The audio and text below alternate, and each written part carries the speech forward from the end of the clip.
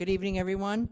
I'd like to reconvene the open session of the school committee at 7 o'clock.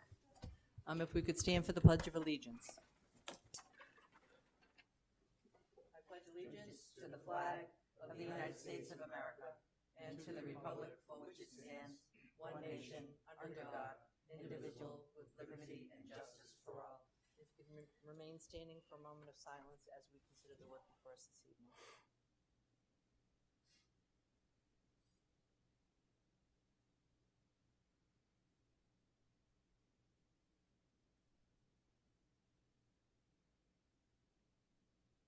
You may be seated.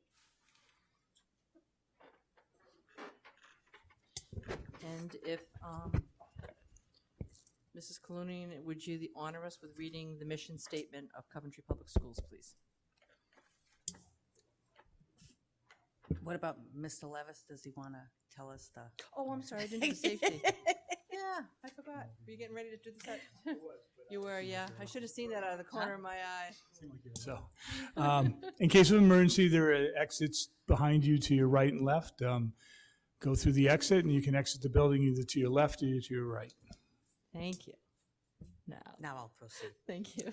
The Coventry Public Schools, with community partnerships, educate, inspire, and motivate students to be lifelong learners. Thank you. And just to inform the public, the school committee had a very brief executive session for about 10 minutes before this meeting, and we considered a couple of things, our homeschooling requests and our executive session minutes from 9/26/19, both of which were unanimous votes of 5-0. That being said, is there a motion to seal the minutes of our executive session? Madam Chair, I make a motion to seal the records of the executive session and that they be kept closed pursuant to sections 42-46-4 and 42-46-5. I second the motion. All in favor? Aye. Chair votes aye. Any opposed? The ayes have it. Motion carries 5-0. Moving on to the approval of our minutes. Is there a motion? Madam Chair, I make a motion to approve the minutes of the open meetings of September 19th, 2019 and September 26th, 2019 as presented/amended. I second the motion. Any questions from the committee? I just want to let the committee know I did make some amendments to the meeting minutes. Most of it was clerical, minor, no substantial changes. So Sounds good. that's all. All right. Thank you. All in favor? Aye. Aye. Chair votes aye. Any opposed? The ayes have it. Motion carries 5-0. Moving on to personnel.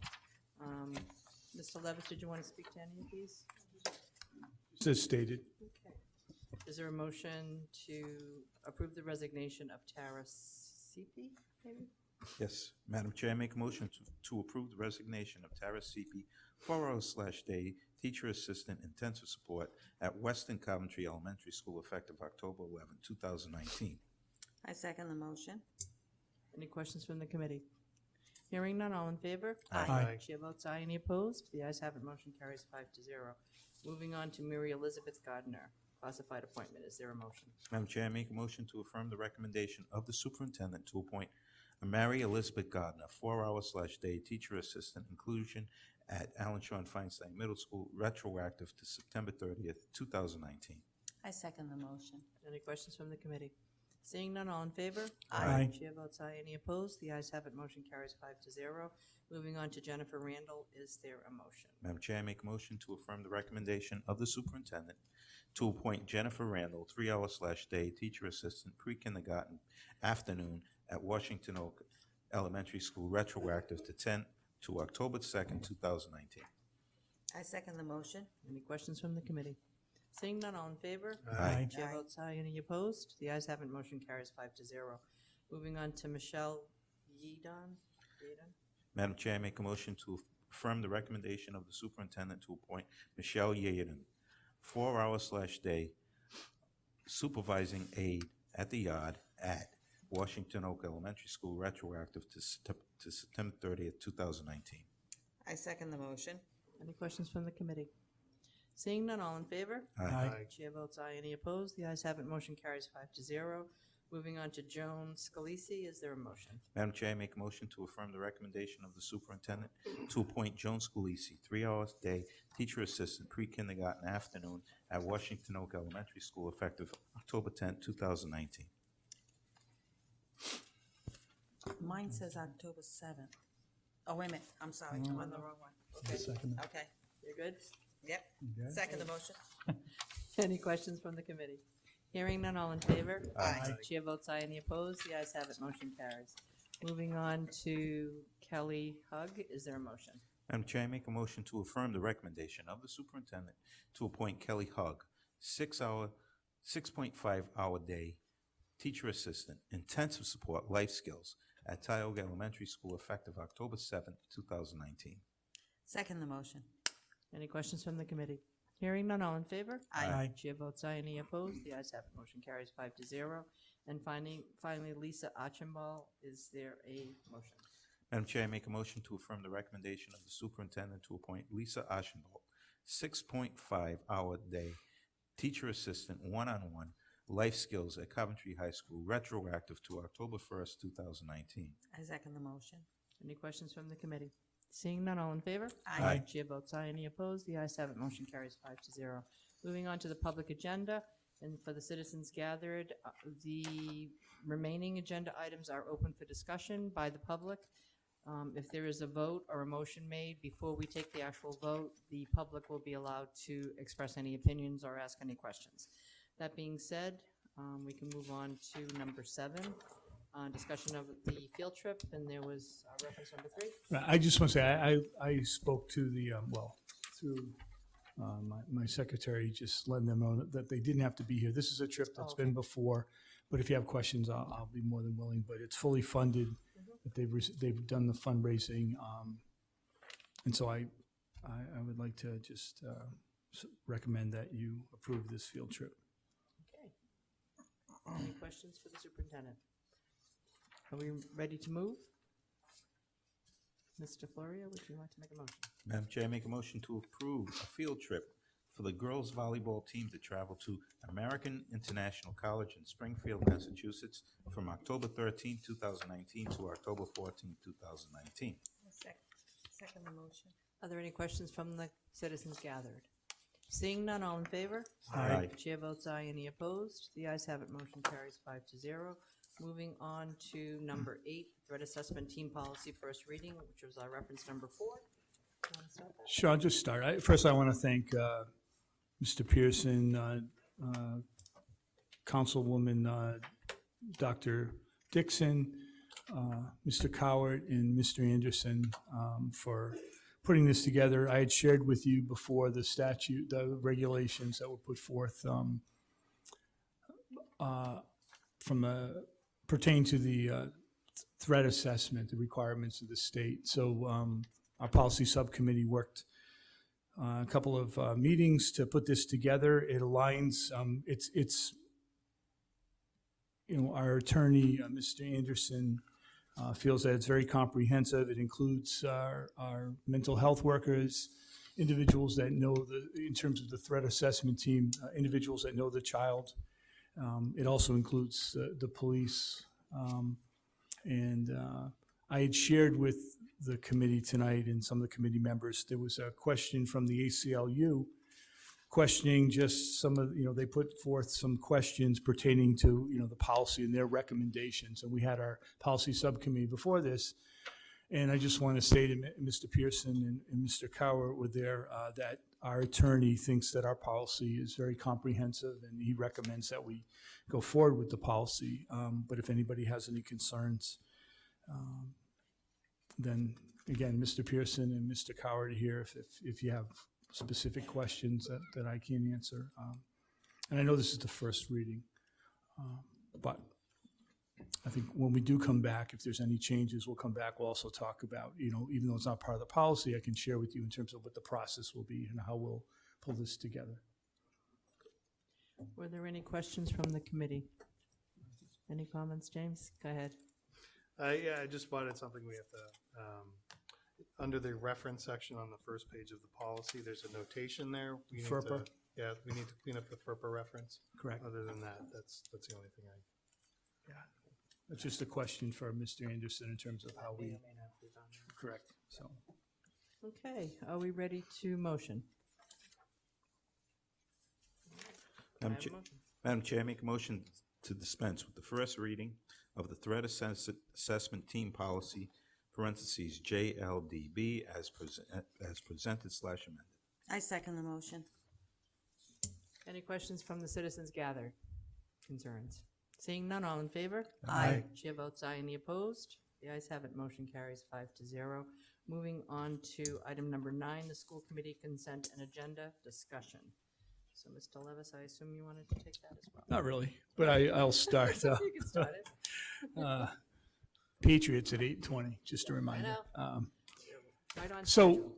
one of the things, so we've had this conversation before. I've had it with individuals, is looking at the format of our school committee meeting. And I know there are other, I know a community that I worked in the past, Smithfield, had put together a consent agenda. And all that is taking the first portion of the meeting in terms of the minutes, personnel actions, and at some point, if we put forward in terms of like the warrant, and it puts them, lumps them together as a consent agenda so that there's a vote taken. We can list individually what those items are in terms of, if it's appointments. And I think what's nice about that is that at any point, anybody can ask for an item to be pulled out, and we vote on that separately. So it's a way I think it's a way just to make our meetings a little bit more efficient. But again, if there's an issue or concern about the minutes, you want to pull them out. So tonight was just to have a discussion, to get the sentiment of, because obviously it's not my decision, we get the sentiment of the committee. And I know, many nights it's very quick, but some nights we spend a lot of time. And I still feel like if we have employees that we're hiring, I know where I live in Massachusetts, when teachers are hired, they're not even brought forward in many of the communities. I know here, when we hire any staff, if they're here, it's nice to still, we still can recognize them at the end. I think that's important. So that's my 2 cents on this. Okay. Let's get on the line. Mr. Florio. No comment. You good? Luke? No, I've been highly supportive of this. We have a very busy budget season we're moving into. We have a lot on the agenda, and as we've seen, sometimes we only have a few appointments as a staff, but I feel confident the administration does their job. I think we can approve it along with the minutes. We having the flexibility to take it off the consent agenda. There's no reason not to, and I think it makes it easier on the public who is sitting there maybe with comments, so we can make this a little bit more efficient. So highly supportive of moving in that direction. Okay. Donna? I also am supportive of that because, like Luke said, it's, it just makes it more efficient. It just, you go right down, and if you have a problem with something, it can always be pulled out. I think it's a great idea. It's just make it more efficient. Sounds good to me. Mr. Pearson? I support consent agenda. As long as we all promise each other, we'll keep an eye on it. The reason I say that is I have seen other bodies, not school committee, other bodies have used the consent agenda improperly and have put things in there, slipped things in there that should be its own agenda item. I don't think we'd ever do that. So for us, I support this wholly. For other governmental bodies, not so much. All right. I'm good. I have no problem with it.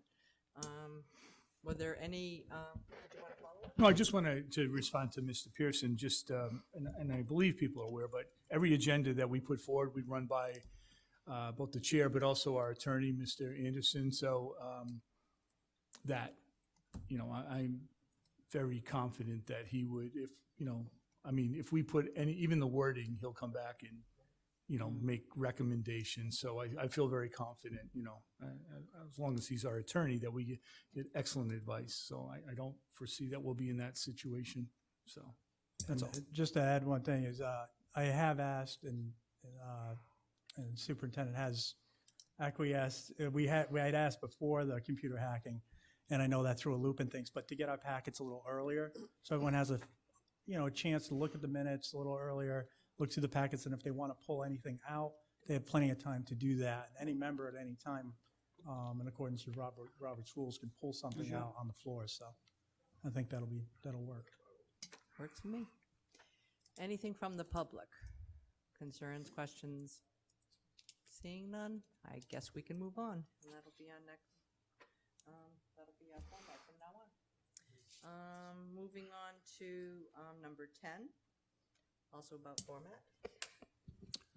Would you like to take that, Mr.? Yeah, I mean, again, this is really pertains more to the committee, but I think what we're trying to do is streamline that, not feel like we have a long agenda and try to rush through it. The whole idea, this is about having a business meeting format and then a workshop format. So we would alternate, first, the second Thursday of the month could be business or work, whatever we decide. The second, I don't even know what I'm saying, the fourth, thank you. Yes. The fourth Thursday of the month could be the workshop, and I think we'll try to look at aligning decisions that need to be made and votes on the business meeting. And the workshop would be if we have a presentation, we can have a conversation. We could even set ourselves up differently so it truly is a workshop. I think it's a way to engage the committee in dialogue, engage the public in dialogue. I mean, I think one of the things that we do very well is allow opportunity for conversation after every agenda item. And I think that's been a great opportunity for the community. I don't feel that it's abused. But this way it would allow, especially with the budget season, it would allow us really to get into the budget. I know sometimes we try to have meetings 5 o'clock, 6 o'clock, people rush into it, then we have our regular meeting. So this would allow us that opportunity. I think it's a great idea. So that was, and again, this isn't my idea. We've had conversations. I've had conversations with individuals. But I think the challenge for us is to stick to it, because a lot of times I need this on the agenda, I need this, and we're going to have to be true to that. Obviously there's exceptions. We can hold special meetings if we had to, but I believe, especially going into this budget season, is really going to be helpful. As Mr. Murray was saying about, so we can really focus on the things we need to focus on. So, again, that's my, 2 cents. well, maybe a nickel there. But. Mr. Florio, any comments? Questions? No comment, Madam Chair, I agree with this. Luke? Yeah, I support this. I think it's great. Sarah deserves a lot of credit on this. I had a meeting with Sarah and superintendent. Was it last week, this week? I don't know. The days meld together, but we discussed the upcoming budget, a lot of work ahead. And Sarah mentioned that, she felt that this would be a better format, that, we're going to have a chance to dig into the budget this year. I think show where we're working through it and on all aspects. And I also want to throw out something for discussion of the committee, is that I also suggested that maybe having principals and the department heads present their own budget, much like council does.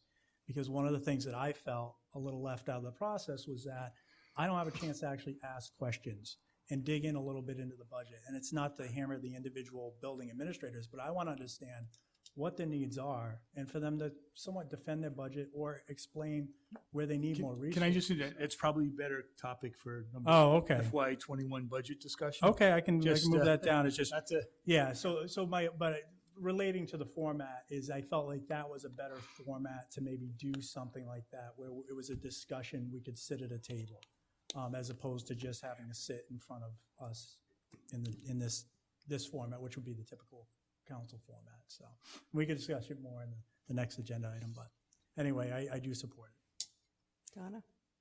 I support it as well. Dookie. Mr. Pearson? Sounds good to me. Yeah, so my final comment is, I've been here a while.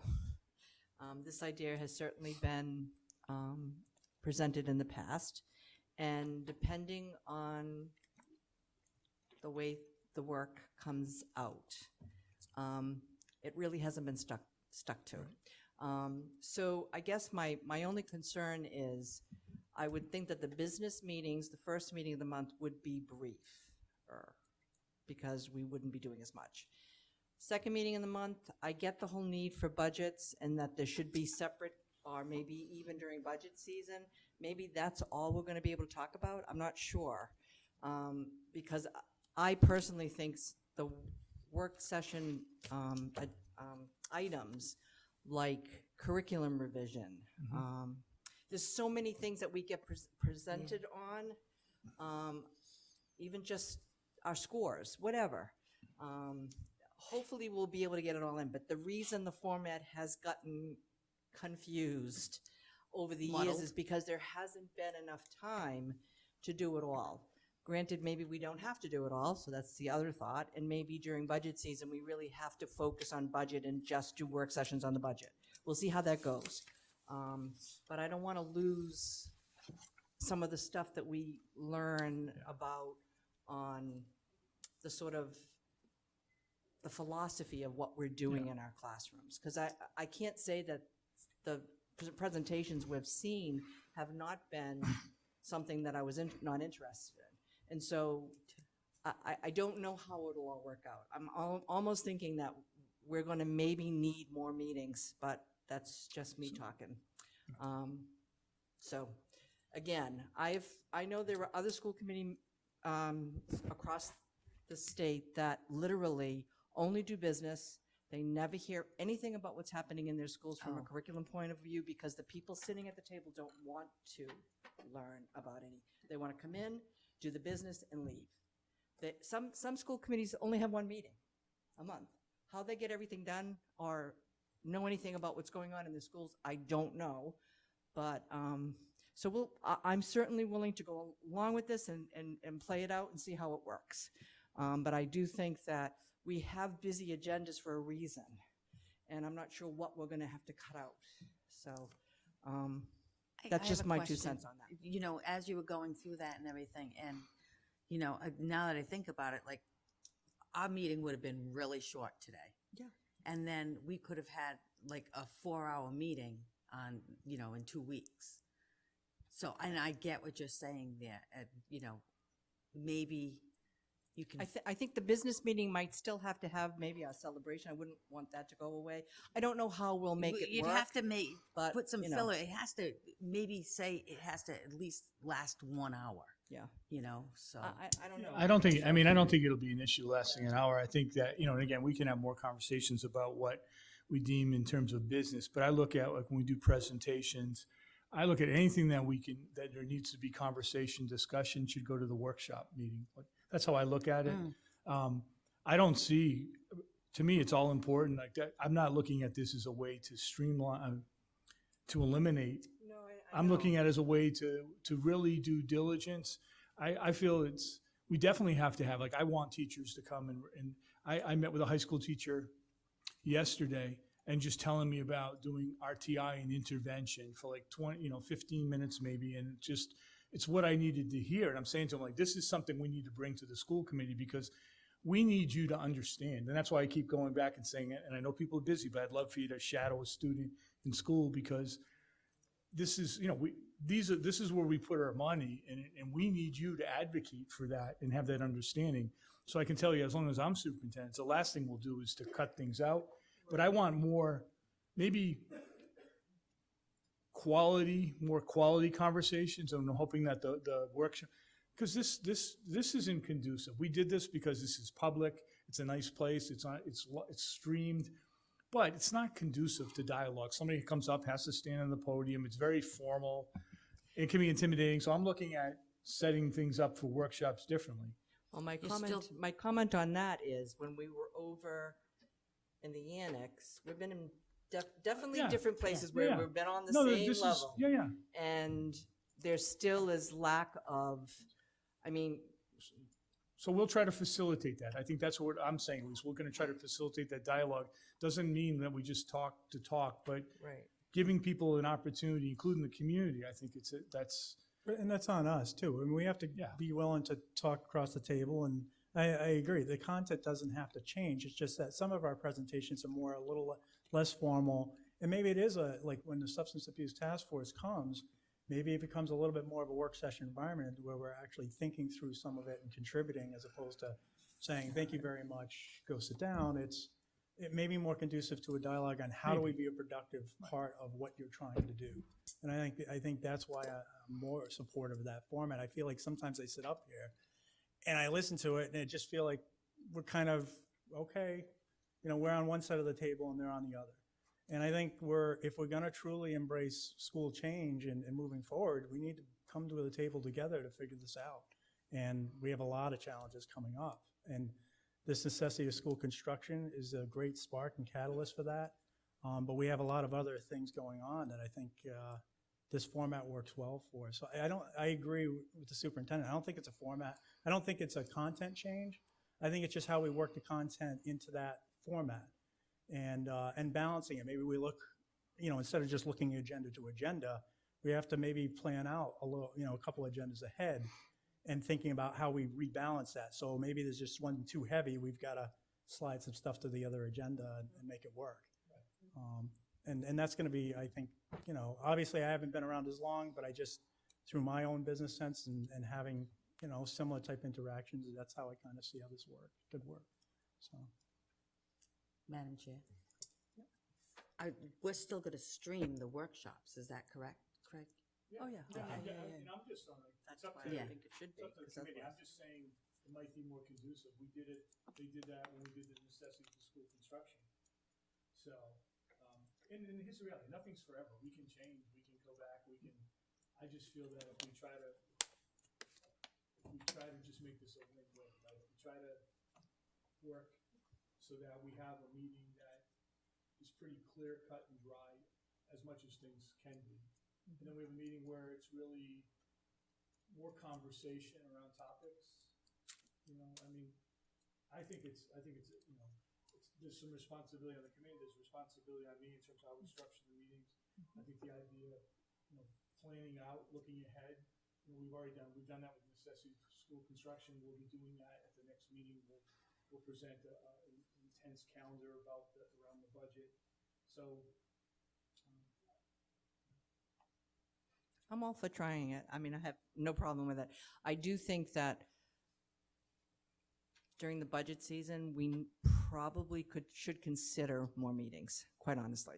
I don't think you're going to get it in a workshop, and even if it's all about the budget, because people still need to digest things and whatever. So that's just my thought. We've always done that anyway, so. Yes and no. Yes and no. Not as a school committee so Oh, much. I thought we did. I mean, We did last year. how many, Yeah. how We many had more? Separate, like separate? Yeah. Okay, so I guess we're good to go then? Any questions or comments from the public gathered? Seeing none, then let's move on to our meeting schedule, number 11, our agenda number 5. Any questions, concerns from the committee?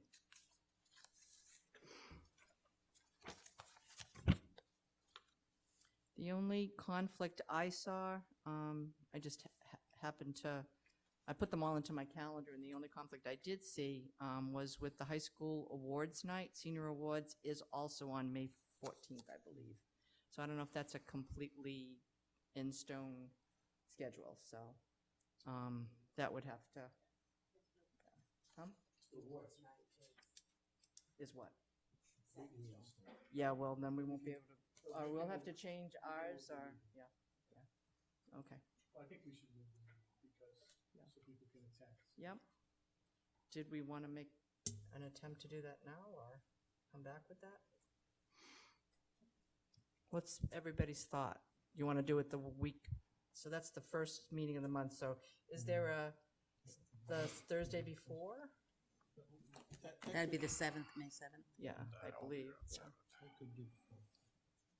Is that, That could give everyone some time to look at their calendars and see. yeah, I don't know what I have on May 7th, I don't think anything. So we can schedule, right? Like, it's not a violation of No. open meetings to schedule, so we can take care of that and try to work out an alternative We can date. come back, we can come Yeah. back with it. Sure. Okay. Well, the 7th is the National Honor Society Yeah. induction, but that's okay, whatever. So, yeah, so that was the only date that I saw that conflicted with anything that I had previously put on my calendar. But outside of that, are we all set? There are 2 dates that I won't be here, Okay, so just to let you know. okay. All right.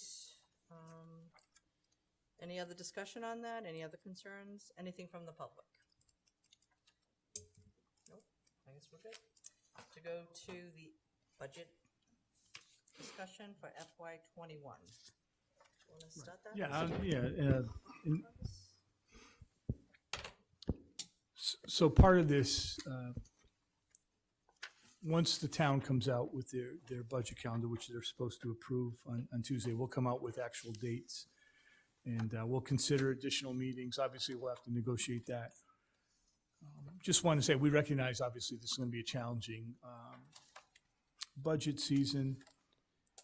We are going to actually meet tomorrow morning, the administrative team, central office administration, looking at, while we have the strategic plan, we have the vision of the graduate that have been, that we're going to incorporate, that's driving the work that we do. We're going to look at setting goals that we feel are important, that we want to present to you as a committee that's going to drive our budget. I'll give you an example. For me, one of the things that I think that is so crucial, and I've had conversations with many people about this, is continuing to support our core curriculum. If you think in terms of a program that, in terms of response to intervention or this multi-tiered system of support that we've implemented across our district, if we have a real strong, solid core, that should meet at least 80% of everybody's need.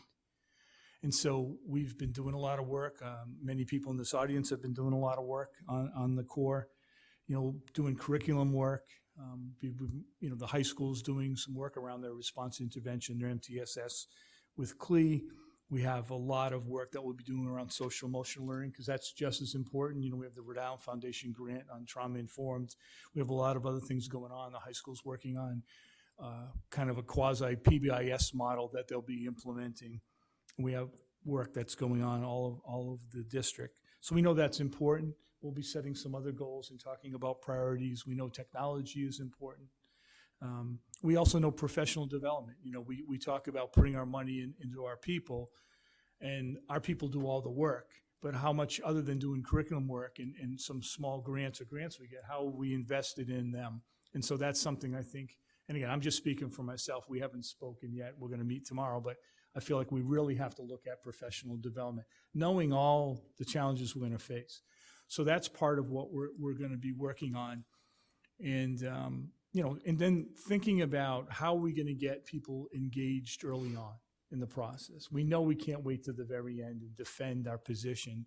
So looking at how can we engage the public, all the stakeholders, parents, our students in this process early on, our educators, the committee, so that we can look at what our priorities are and where our dollars are going to go. And again, knowing what we're going to be faced with in terms of this process. So that's kind of framing where we're coming from. Like I said, tomorrow we have our meeting from like 9 to 10:30 with our central office administration. So we're going to try to frame in terms of what we think those goals are. We'll be working with our building administrators to help align what their goals are to what we set for district goals. Hopefully, we need to get buy-in from the committee and convince you that we believe this is what we should focus on.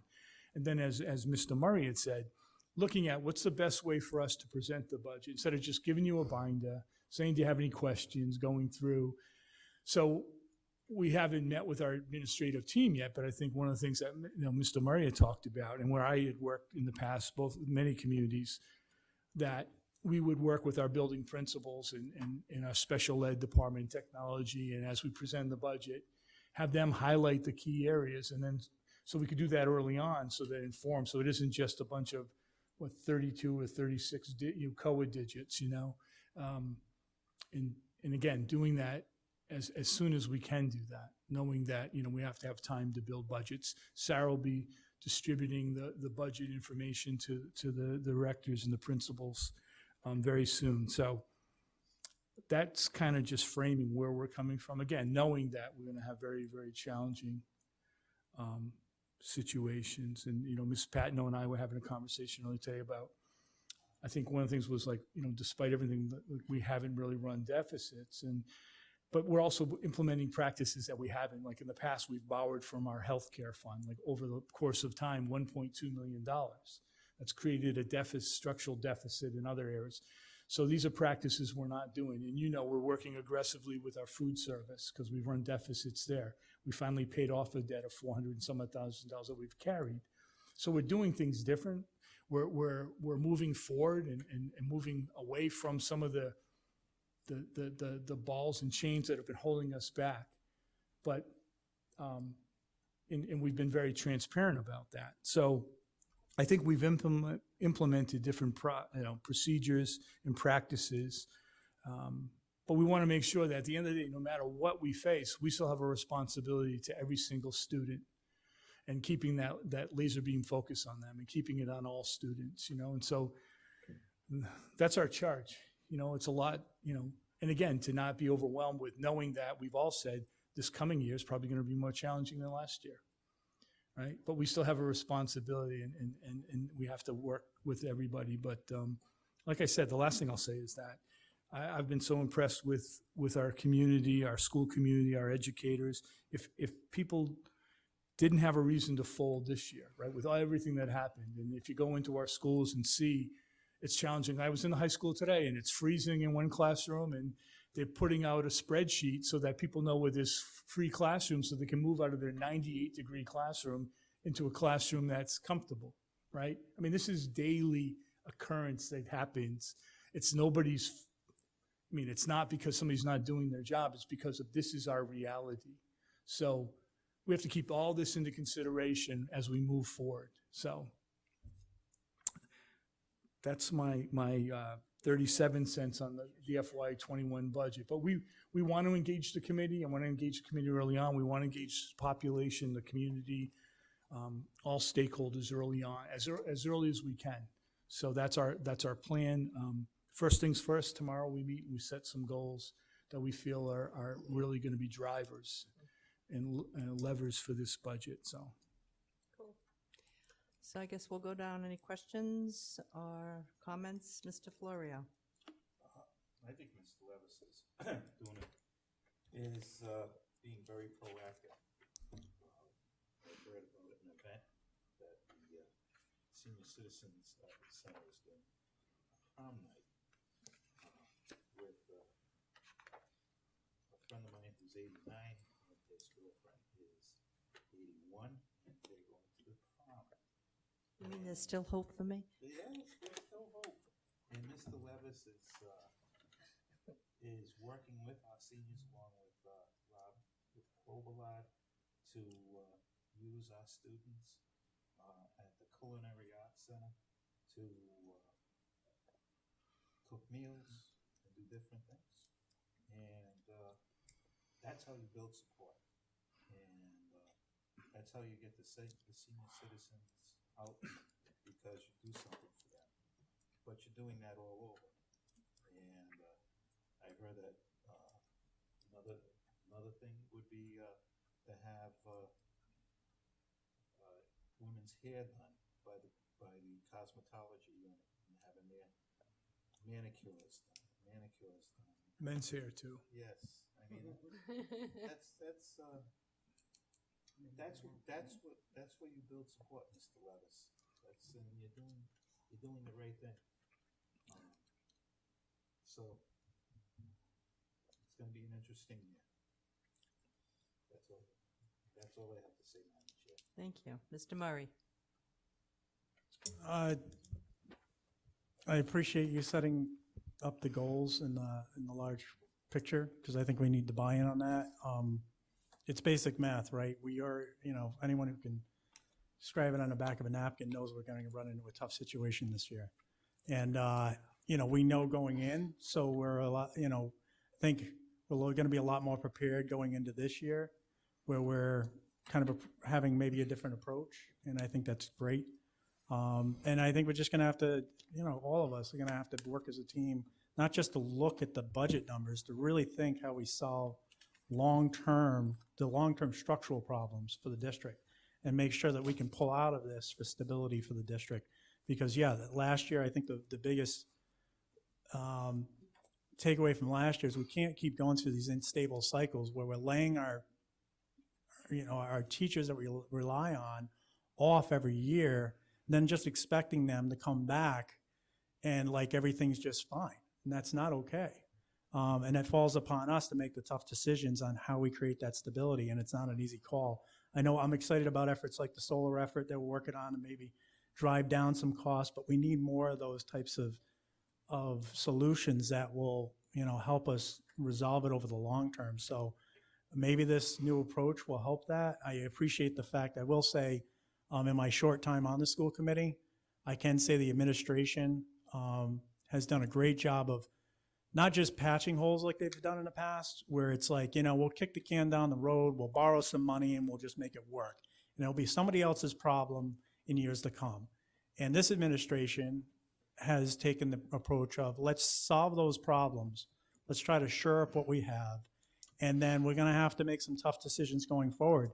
I think the thing on the school committee, because it's going forward, there are going to be some cuts that will have to be made, and we have to, but I think as long as it's part of a strategic plan over the next 5 or 10 years, that we see the light at the end of the tunnel, those are the cuts and decisions we're going to have to make. Because, my understanding state aid is not going to cover the gaps this year. It's highly unlikely unless we get a state rep in there who just decides to really go to the mattresses for us. But, so I guess I'm looking forward to it in a reserved fashion, I guess. But I appreciate all your work and rethinking the process. Donna? I'm glad that you're going to look at the format and, maybe tweak it a little bit, because I think that last year, the way we presented it, we need to be more engaging, I think. And it's not just us, it's just as a town, we need to get more people engaged and working and, talking about the budget early on, not, at the umpteenth hour and say, oh, well, I didn't know anything about this when we've had workshop on top of workshop. So I think that's great that you're really looking at that and trying to get everyone involved, and support from everywhere. It's gonna make a difference in the long run. That's all I have to say. Thanks. Mr. Pearson? I have to pause every time I speak tonight. Yeah, getting people engaged is like farming moss. Is like what? Peat Farming moss. moss. Peat moss is a good fuel. Because it's just, Very difficult. you work hard and you get slow results. People getting engaged is key. So members of the public out there, thank you for coming. Members of the public watching us on video, please come, please get engaged. We can reach out, and we should reach out as much as possible. That is one of our things that we are tasked with. But you can't bang on every door. You can't pull people out of their homes and their cars. You can't, flyers. Only so many flyers get read. Others get sent into the recycling bin. So we do keep working, keep finding different strategies to get people engaged, I think is important. But people need to get engaged. So it's incumbent upon the people of the town not to rely on us to go find them. They need to step it up. They can't just complain at the ballot box. A point Mr. Murray started talking about, and something I've actually put a lot of thought into over the past several months, considering how state law is changing and we're moving toward a building-based management system. Not quite there yet, but it's coming in. It's going to be phased in. So I'm not actually going to ask that building heads come to budget hearings. It's going to be my expectation that some of our building heads are available for questions, if there are any. Because we are going to have to it's going to be a leadership change at that level, and we're going to have, they are going to have to, and we're going to have to support them in this transition of getting used to being in a position where they can present and defend a budget and budget changes at the building level, and be ready for that. Other than that, I wish I was, I've never heard, never mind. If cuts are coming, and I hope they're not, I am not optimistic about any of them. Cuts are never good. But early is better. I'm glad we're starting to really think about budget. More meetings probably. Earlier is key. As I said and have said, we've moved, the all-day referendum has moved the whole cycle up a month. And even then, maybe we didn't start early enough in the past. So from the get-go, whatever starts the wheels moving, from getting the budget books to the building heads and everything, has to be moved forward and accelerated. So come February, we're not, I know we have a situation where the numbers aren't finalized in February, but at least we'll be more comfortable than we maybe have been in the past with what we're presenting to council. But I like what I hear. It's good. We have to try different strategies and keep people engaged and get a budget together. So thank you for your work, and thank your team for their work as well. Okay, my final thoughts is, I'm glad to see, I agree 100%, we have to start earlier than perhaps we started last year.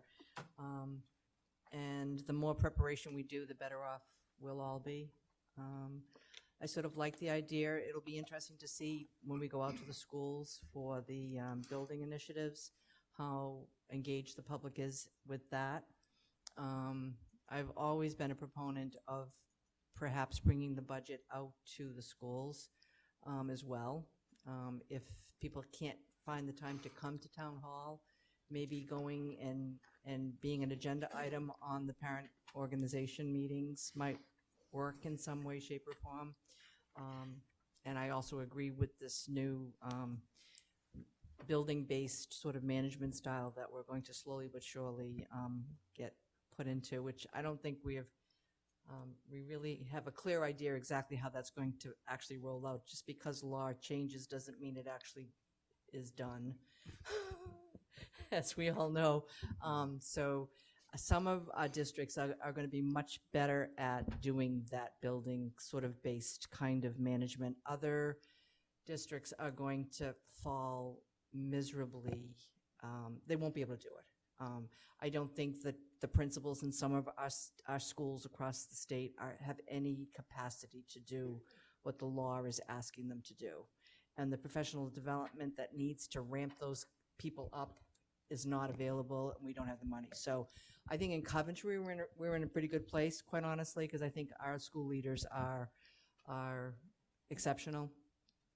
And there's always been this initiative in Coventry to give people ownership of things. And certainly since Sarah came on board with her going to the principals and saying, build your budget, tell me what you really need, as opposed to saying, okay, you've got 300 kids in this school, so you'll get X. You got, 600 or 700 kids on this, and so proportion-wise, you're going to get this. So it will be interesting. I think the budget season will be difficult, but I think we have to do the best we possibly can to get the message out. So Sorry. anyway that can happen. And again, it is critical, the whole getting it to us as early as possible so we can start working through it.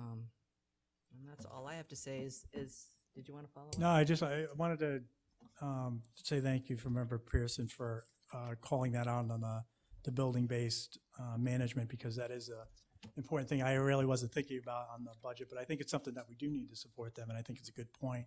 And the last thing, one of the things I forgot is I'm hoping we all kind of take the approach, because I know I say cut and geez, things are going to be drastic, and I don't want to set a negative tone. I think on the flip side of this, we need to start thinking about, I made this point in my meeting last week, is there's two sides of the ledger. There's the cut and the revenue.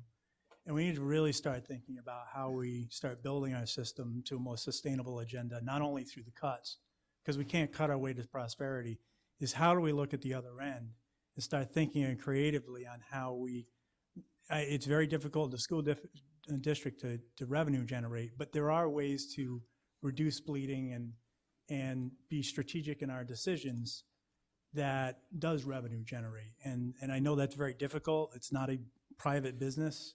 It's not we're governed by many rules and mandates.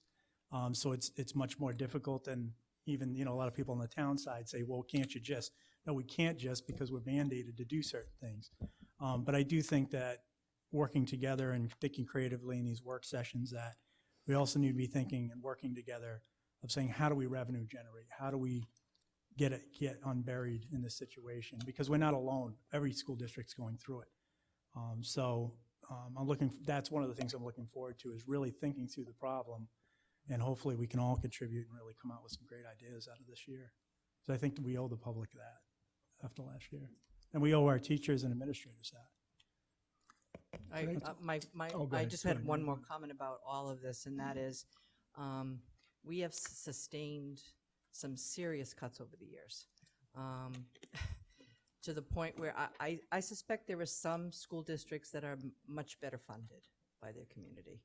And they have not sustained the cuts that we have. We have sustained some serious cuts. I don't know how much more we can go without asking our citizens for a tax increase. It's just going to be a fact of life. And as much as I say it's great to think about revenue streams, before we can get that up and going, we still have this year. Granted, brainstorming and coming up with some ideas and trying to figure out how we can get revenue back into our town is a worthy goal. But again, I'm not sure that we're going to get that for this coming budget season. So maybe there's some stuff I don't know about. But the long and short of all of it is, I think we definitely need to be behind the fact that we have to tax our citizens, pure and simple. We're not going to, I think our responsibility is to say, we need to convince the citizens of this town that we need to go to the cap, and if possible, above the cap. Because I really don't think there's much to cut. So that's just my feeling sitting here all these years. I think we're bare bones. And I think if there was an audit that was done by an outside firm that came in and said, okay, where's the waste in Coventry schools? We would come out smelling like roses, because they'd say, oh my goodness, wow, how do you do what you do with what you have? So that being said, that's just my little take on that. I think it's a great idea. I think actually having a 360 assessment of our school system, and actually laying it on the table for the town, and because I have no fear that will come out in the town, in the town's favor of saying they're overfunded. I actually think an assessment like that would come back and say, these are the areas the school district's deficient, and if you want to really move in a positive direction, you need to appropriately fund it, and that provides the ammunition we need to make the case to the public, which we've been deficient on. So it may be something that I'd recommend the administration, and I can't speak for everyone, but I would be in favor of that sort of assessment if we could. And I think it's a worthy investment. And that's what I'm talking about. It's not just investing in things of, looking at things that provide the immediate revenue generation. It's strategically planning, so we're positioning ourselves to make the case to the citizens, because the truth is we don't set the tax rate. The town side does, the council does. And so we also have to explain to the council why we think we need this money. And sometimes, to be honest, us saying it doesn't matter. But an outside expert saying it, just like they did in Providence, and saying they knew their schools were deficient for years. But it took one report to blow the doors off, and all of a sudden you hear nothing but Providence. And so maybe that's something that we need to invest in as an action strategy, is go ahead and fund that assessment and make that happen. I'm not sure the I don't know. schools would be able to fund it. I think that's a challenge we need to bring to the council in the following way. If you really, truly, because they may say something in public to us, to our face, and then we're an easy scapegoat because we're the biggest bite of the budget. Let's face it, we are. So, behind closed doors, it's like, can't they do better? Can't they cut? Can't they whatever? That's what their conversation is going to be. Can I just interject? I think so a couple things. One is, I think that's why we need more workshops with the town council, right? Because we've talked about that. I think, again, we need to do that. And the second thing is, I just want to go back to a point Mr. Pearson made about the team. It's like, So you look around, this is our team, like people that, the team isn't just the administration, the team is everybody. I don't know what had transpired in the past, but I can tell you that as bad as things are, and I can't speak for educators, but I hope they feel that there's a partnership and all of our staff that, we make tough decisions, but I hope that we don't blindside anybody. And, but that gives me hope going into the process because I feel like, I have conversations, and I'm just one person with everybody going through this process. And so I think that's something that I don't believe every district has that. I think a lot of times it's just a small group, and I feel here that, we do listen, and I go in schools every day and I hear, and, most of the time, there's needs, and I hear that. And it's overwhelming because I know also our reality, as they do. And sometimes people are very apologetic, and they shouldn't have to be because they're just saying the reality. But I think in this budget process is that, and that's why I start off with the goals piece, is that we know that we have to support our staff and not just say we'd like to do this, because I get this all the time. To me, we'd like to, but we don't have the money. We'd like to. It's like, no, we have to, despite everything. And I said it's going to be the worst, probably, we're saying it's going to be worse than, we have to make sure that we support our staff, not just our teachers, but all of our staff in terms of the work they do. But then we have to invest in them. And I don't know how we're going to do this, but I'd said like the core, we have to. That's what's going to sell our community.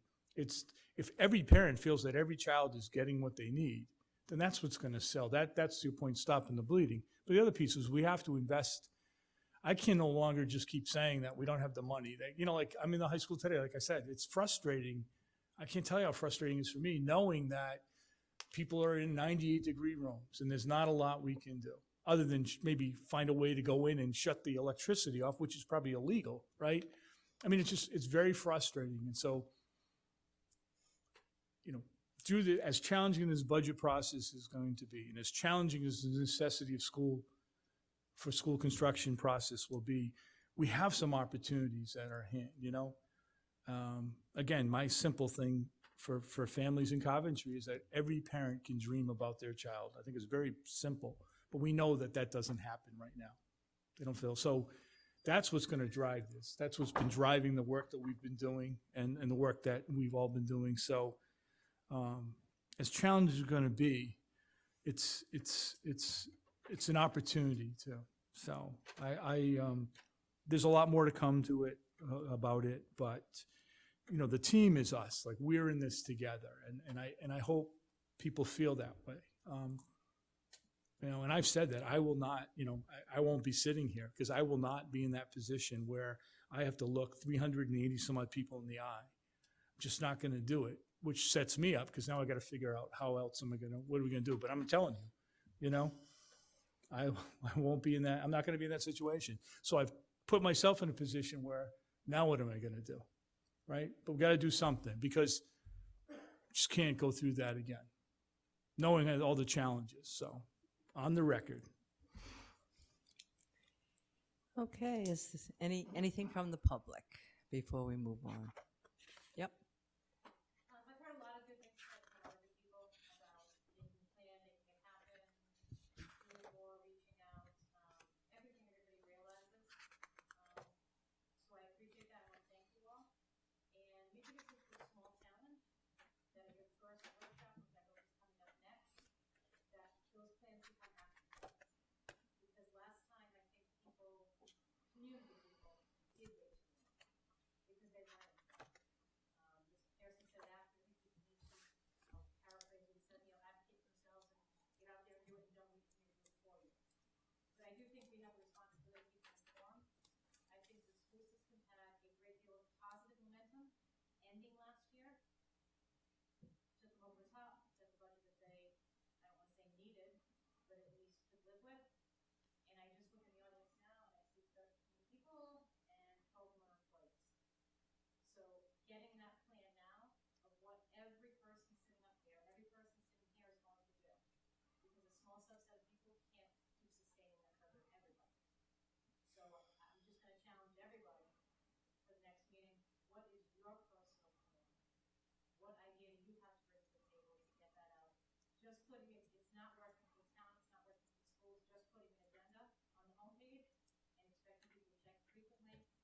can't make heads or tails out of the agenda, like even tonight, the budget's on there, but being very specific, what's being focused on, what school's being talked about, is it academics, is it AP, is it sports, is it whatever?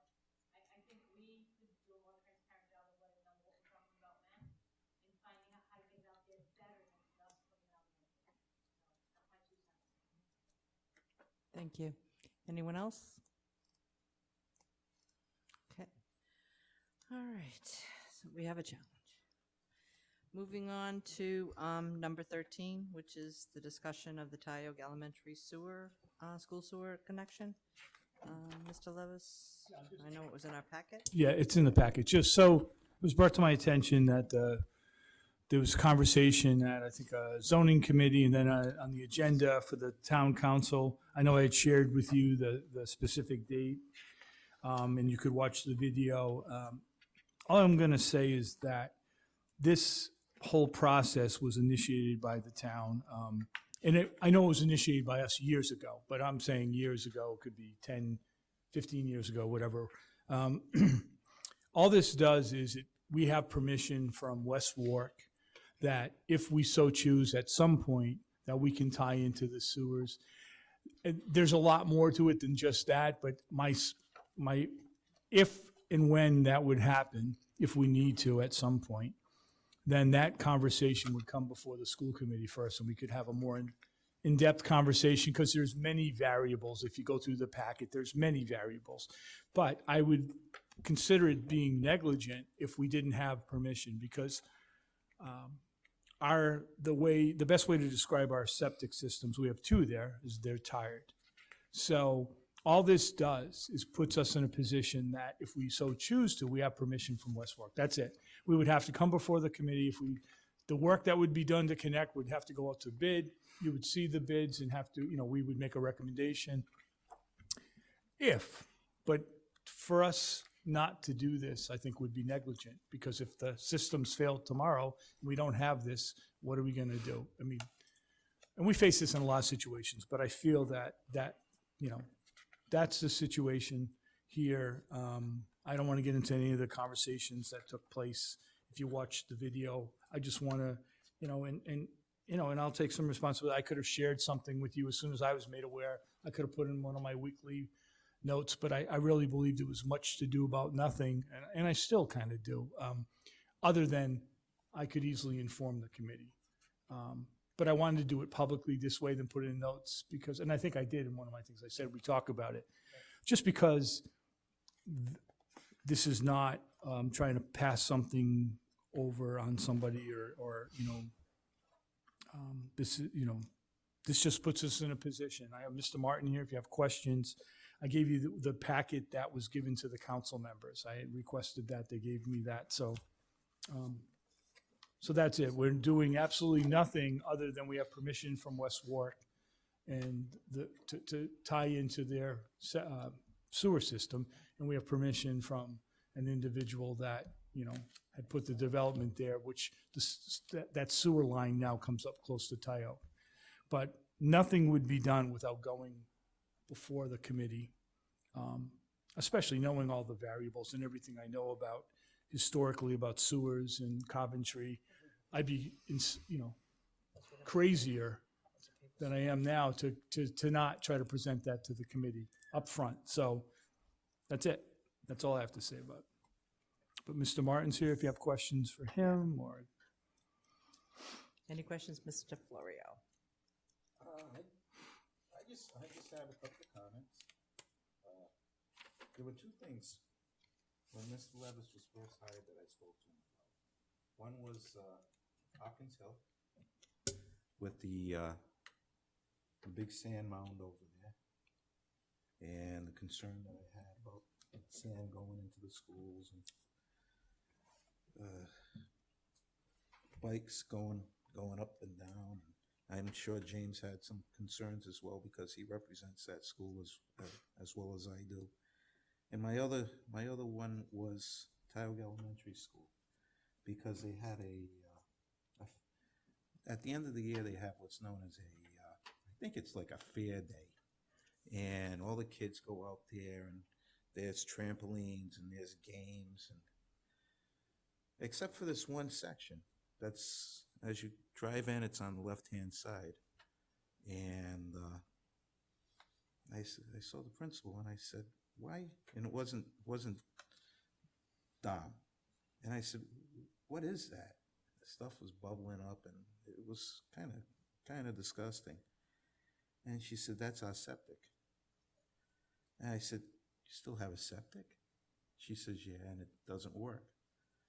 So I made some calls and I spoke to Mr. Levis. And I have to thank Jason and Mr. Levis for fixing it, for at least having the opportunity to allow Tioga to have a sewer connection. It doesn't seem like a lot, but in the wintertime and when you walk across that field, it means a lot, you know? And it means a lot to the parents who go to school there, and it means a lot to, I don't know if kids realize what they were stepping in, but it was, I think it's, I just thank you, guys. I thank you, Jason, and thank you, Mr. Levis, for following through with this. It does mean a lot. It means a lot to me as a school committee member. And that's one thing you don't do, Mr. Levis. You always listen, and you always try to find a solution. And that's, I thank you. That's what I have to say, Madam Chair. Thank you, Mr. Florio. Mr. Murray, anything? I'll keep it brief. I do watch the town council meetings if I'm not there. So I did see the comments. I reached out to Mr. Martin and the superintendent. I said, can you just give me a little more info? And I compare it to, I don't ask as a school committee if Mr. Martin goes out and has to pull a permit for a boiler that's failing, right? So to me, that was administrative function. I think it was smart preparing ourselves with the plans. It's not an overnight process to do this. So I think being prepared that if that septic fails, septics fail quickly.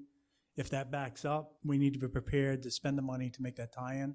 So I think it was a great strategic move. I think the discussion was a non-issue as far as I'm concerned. And I want to thank you as well for getting prepared and thinking ahead as opposed to just reacting. So thank you.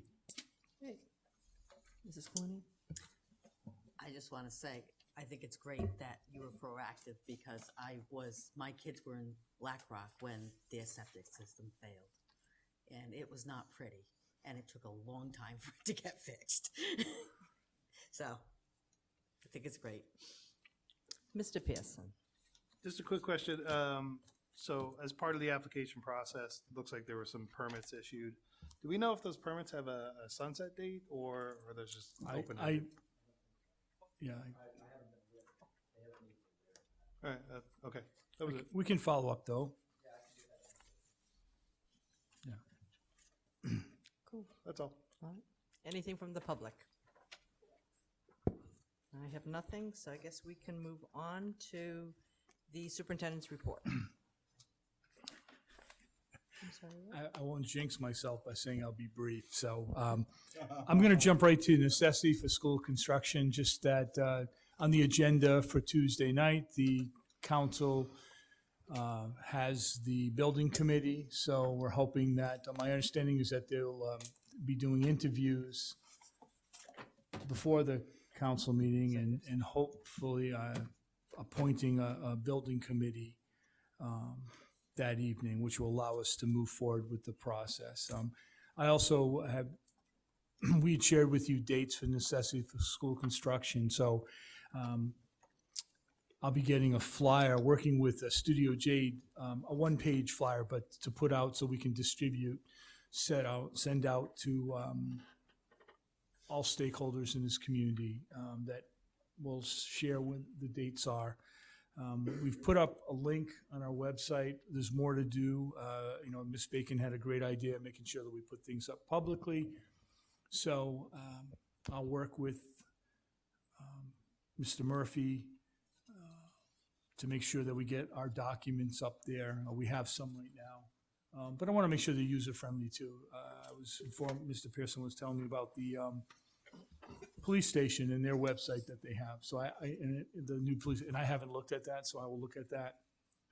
So we want to get that information up there. So that's where we stand with the necessity for school construction.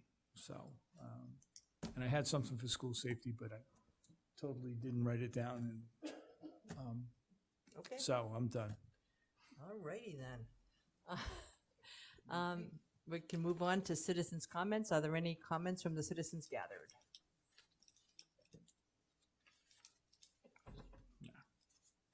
Nothing? Okay, then I guess we can move on to scheduling our next meeting. Is there a motion?